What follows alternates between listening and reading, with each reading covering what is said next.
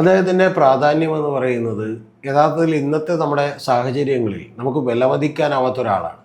ഇപ്പോൾ സാധാരണ എല്ലാ ഏതെങ്കിലും രാഷ്ട്രീയ നേതാക്കന്മാരോ അല്ലെങ്കിൽ സിനിമ നടന്മാരോ ഒക്കെ മത്സരിക്കുമ്പോൾ കാലത്തിന് നികത്താനാകാത്ത വിടവ് എന്നൊക്കെയുള്ള പല പ്രഖ്യാപനങ്ങളൊക്കെ നടത്താറുണ്ട്.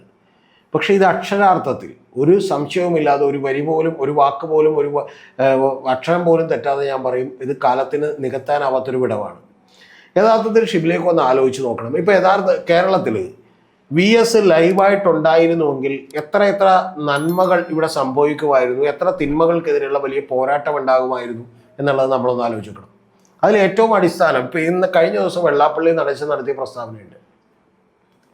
ആ വെള്ളാപ്പള്ളി നടത്തിയ പ്രസ്താവന മുസ്ലിം ന്യൂനപക്ഷങ്ങൾ പലപ്പോഴും സംഘടിത ശക്തികളായി പല കാര്യങ്ങളും നേടുന്നു എന്നുള്ളത് VS കൂടി പറഞ്ഞിട്ടുള്ള ഒരു കാര്യമാണ്.